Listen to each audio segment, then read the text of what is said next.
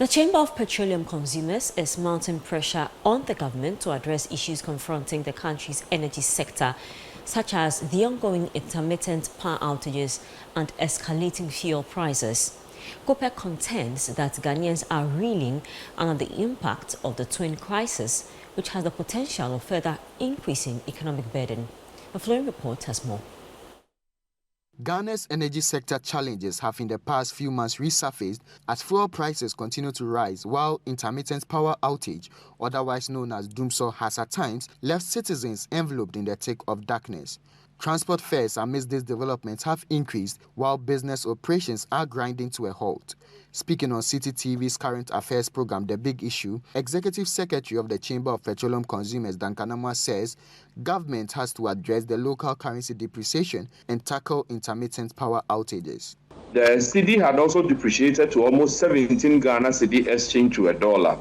The Bank of Ghana, for whatever magic, for whatever intervention they put in place, was able to reverse the Citi's depreciation back to around 12. At a point, it was even doing 11.8, right? So if you do have any of those things down your sleeve, there could be no better time to apply that kind of a solution than at this point when prices are looking very warm, prices are looking to simply go up on a daily. This energy sector conversation, particularly under this government, with that bit that said excess capacity and the previous government had signed too many contracts, take or pay and all of that, and we went to sleep. Seldom, we went to sleep. The argument or conversation always was that somebody had saddled us with too much power. And I had always argued that in a sub-region that has a power pool, the West African power pool, that has a lot of need for power. Even if that was the case, that you are doing 5,000, your demand is around 2,800, sometimes you go to 3,000. What excess capacity meant was that you can almost always export something and get back some revenue. Yet, we sat and played politics with it. For the National Petroleum Authority, rising fuel prices are attributable to geopolitical tensions in the Middle East and other international market dynamics, as well as the Cedi depreciation. Head of Economic Regulations with the MPA, Abbas Ibrahim Tatunti, provides some insight in mitigating the escalating fuel prices. From the beginning of this year, even before this year, we've seen the price of petroleum products on the world market rising sharply. Cumulatively for petrol, for example, the world market price has risen around 22%. And so this is one of the main reasons why we see the fuel prices continuously rising. The question is, why can't we do anything about it? The only way to keep the price from not moving when you are exposed to market price may be to subsidize. But we are all aware that Ghana does not subsidize petroleum products anymore. We stopped doing that from July 2015 because of its own challenges. Contributing to the discussion, energy analyst and member of the New Patriotic Party, Kojon Safwa Poku, urged caution in politicizing fuel prices. He also added that the relocation of the Ameri power plant and subsequent renaming was for strategic reasons. I have always entreated everybody that we shouldn't play politics with petroleum prices. Politicians have a tendency to use petroleum prices for political gains. But it doesn't matter who is in power. There isn't much that you can do. There are factors that has affected the petroleum prices, and they are mainly and largely commercial. We have seen the drones and the missiles and all the fight going on in the Middle East. The tension in the Middle East is seriously affecting international prices of crude oil. As a country, we cannot have all our generation at the coastal lines. It's dangerous. Okay. So for strategic reasons, we need to have some generation in the middle belt, in the northern part. Now, we all talk about all these transmission losses.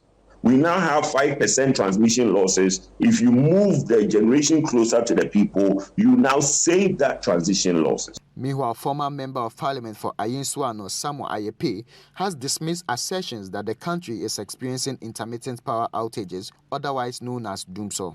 Doomsday is not back. Yes, we are having some power outages, but they've been quite consistent. But according to the Ministry of Energy, the ECG, and the power producers, I'm talking about Gridco and other, they are saying that it is really not doomsday. They have some technical challenge. The doomsday act is being defined is in the situation where we don't have enough power to produce or to supply to the exact peak demand that we needed. NDC election 2024 campaign team member Dr. Sharif Mahmood Khalid has been making a case for the publication of a timetable for intermittent power outages. When we look at doomsday, it's a cocktail of issues, inefficiencies, funding issues and the like. So if you don't have enough cash, right, to service your transformers or to maintain and replace old transformers, that in and of itself is crisis. And what is doomsday? Doomsday is power crisis.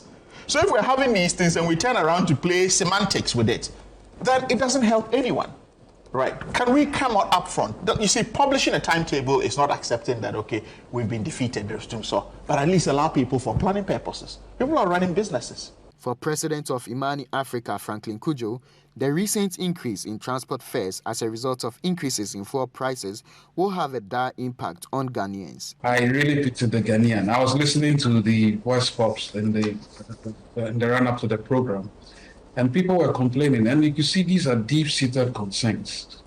When I hear conversations around fixed exchange rates, I cringe because I'm asking myself, how much dollars do you really have, or foreign exchange do you really need to have in order to continue feeding these economic logicality? You can't do that.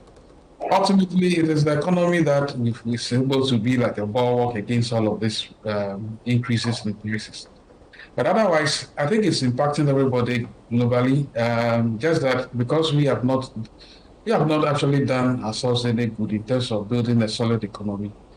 And then we begin to suffer all these consequences more than everybody else should be suffering. Ghanaians are having to bear the brunt of recent fuel price increases, coupled with intermittent power challenges. For stakeholders such as the Chamber of Petroleum Consumers, government must, as a matter of urgency, address these two critical issues.